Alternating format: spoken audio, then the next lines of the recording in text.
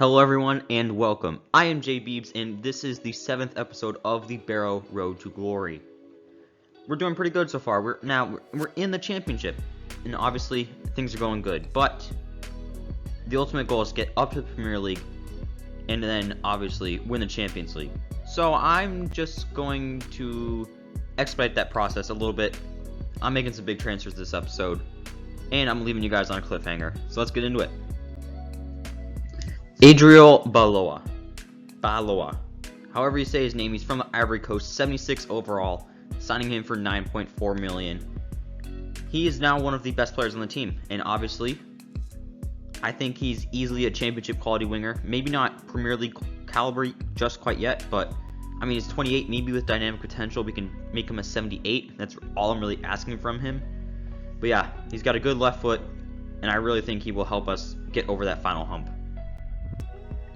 And someone who I had to sign because of a board objective, Rafa Acosta, Argentinian right mid, 62 overall.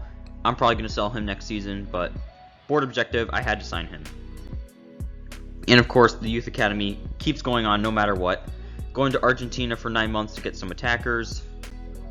Going to Brazil for 9 months to get some technically gifted players. And our final scout is going to Uruguay to get us some defensive-minded players. And we are now at our very first game of the season. We are at the Hawthorns, West Brom's hometown. And this is how the team is lining up. We are playing a 4-2-3-1. Boyce Clark is in goal. Platt and Vera are the center backs. Hutton and Bruh are the outside backs. Ashworth and Beedling are the defensive mids. Balo and Balua out on the wings. Gotts is the attacking mid. And Ure is the man up top. Here are the highlights.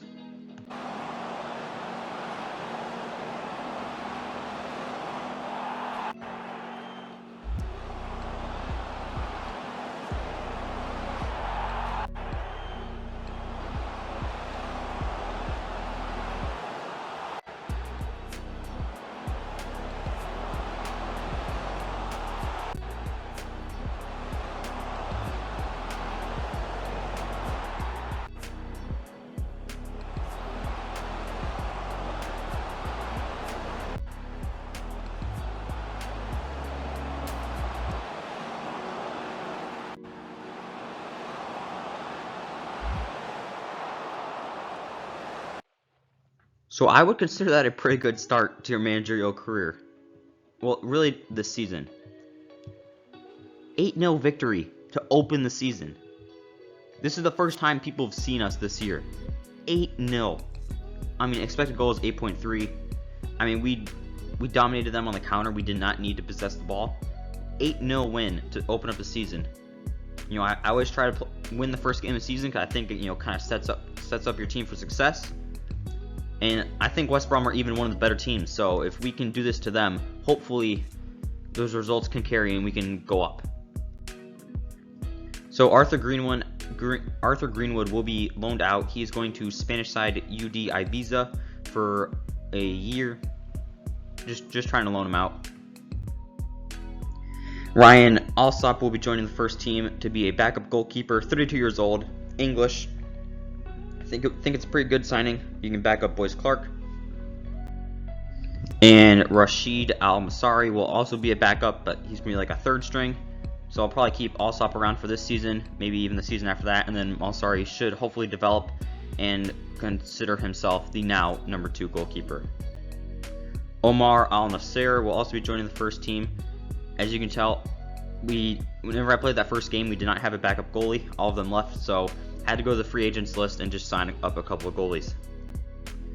Matthias Balo will be going in a short loan move to the San Jose Earthquakes once the transfer window opens. Should be some good experience playing over in the MLS. Tom Beedling has been sold to Al Nassr. Even though he is a starter, I have sold him because, like I said, I have something big planned. I'm not showing you guys just quite yet, but stick around a little bit longer, I'll show you what I have planned. Pavo Koppel will also be sold. He's going to German side FC Ingolstadt for 1.25 million.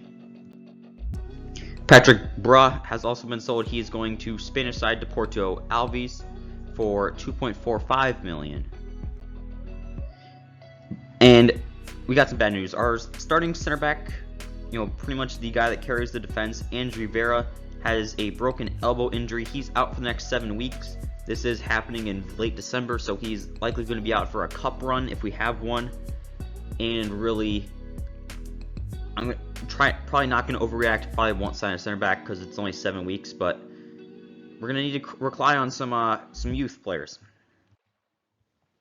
So someone that will be joining the first team, but not at all looking to start right away, is Ricardo Cano, Uruguayan left back. Nothing special about him, but he's got 79 to 93 potential.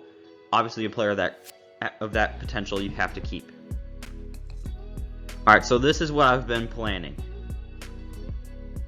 Any position promising first team quality free agents. That is what I'm looking for, and I have found a couple, I will say that. So expect to see a lot of players being brought in. We have the money, like you saw. I'm going to convert it all to wage budget just about, and I'm going to look to sign up as many of these guys as I can, get the starting 11 better, get some better depth, and maybe even get some projects for the future. So next episode, there should be a lot going on. There will be a lot going on, so you should watch that. Especially since hopefully those guys can help us make a promotion push. I mean, we're 7 points off of playoffs, which is a little bit concerning, but at the same time, looking at the team, I don't think I want to go up just quite yet. But, depending on, dynamic potential, the players we bring in, I mean, if they perform well, we're playing like one of the best teams in the division. I have no problem with going up. So yeah, I mean, this was a little bit shorter of an episode just because, I mean, there wasn't many games to play. There was one game to play. That was the first game of the season. FA Cup, that'll be next episode. End of the season. Next episode we'll also be bringing in all these big players. This was really just a setup episode because obviously I had to show all this, how we're getting, this like $7 or $8 million to turn into wage budget to sign all these players. So yeah, like I said, next episode, we're going to make some money moves. We're going to bring in probably like at least 5 very, very good players. And hopefully they amount to be very good players. But I hope you guys did enjoy this episode. Like I said, if this episode is a little bit boring, you wanted a little bit more, check out the next episode if it's out, or check out some of the previous ones, because obviously this is the 7th episode. 6 more before this. I highly recommend you watch, so you can just understand how we got here. Hope you guys have enjoyed, and it is J Beebs signing off.